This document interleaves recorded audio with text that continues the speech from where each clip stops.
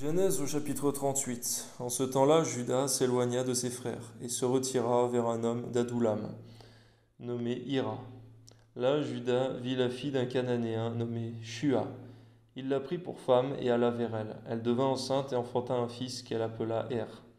Elle devint encore enceinte et enfanta un fils qu'elle appela Onan. Elle enfanta de nouveau un fils qu'elle appela Shéla. Judas était à Ksib quand elle enfanta. Judas prit pour Er, son premier-né, une femme nommée Tamar. Er, premier-né de Judas, était méchant aux yeux de l'Éternel, et l'Éternel le fit mourir.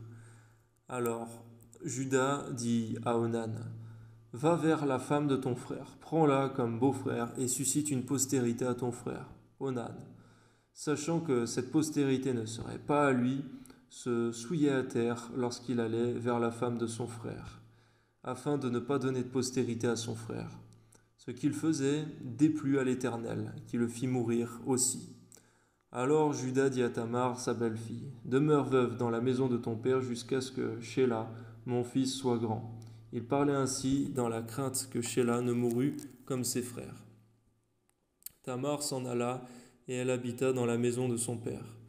Les jours s'écoulèrent et la fille de Shua, femme de Judas, mourut. Lorsque Judas fut consolé, il monta à Timna, vers ceux qui tondaient ses brebis, lui et son ami Hira, l'Adoulamite. On en informa Tamar et on lui dit, voici ton beau-père qui monte à Timna pour tondre ses brebis. Alors elle ôta ses habits de veuve, elle se couvrit d'un voile et s'enveloppa, et elle s'assit à l'entrée d'Énaïm sur le chemin de Timna, car elle voyait que Shéla était devenu grand et qu'elle ne lui était point donnée pour femme. Judas la vit et la prit pour une prostituée, parce qu'elle avait couvert son visage. Il l'aborda sur le chemin et dit, laisse-moi aller vers toi, car il ne connut pas que c'était sa belle-fille. Elle dit, que me donneras-tu pour venir vers moi? Il répondit, je t'enverrai un chevreau de mon troupeau. Elle dit, me donneras-tu un gage jusqu'à ce que tu me l'envoies? Il répondit, quel gage te donnerai-je? Elle dit, ton cachet, ton cordon et le bâton que tu as à la main. Il les lui donna. Puis il alla vers elle, et elle devint enceinte de lui. Elle se leva, s'en alla, elle ôta son voile et remit ses habits de veuve. Garde-nous, Seigneur, de telles abominations, Seigneur mon Dieu, par ta grâce. Au nom de Jésus. Judas envoya le chevreau par son ami l'Adulamite pour retirer le gage des mains de la femme, mais il ne la trouva point. Il interrogea les gens du lieu en disant, où est cette prostituée qui se tenait à Énaïm sur le chemin? Ils répondirent, il n'y a point eu ici de prostituée. Il retourna auprès de Judas et il dit, je ne l'ai pas trouvée. Et même les gens du lieu ont dit, il n'y a point eu ici de prostituée. Judas dit, qu'elle garde ce qu'elle a.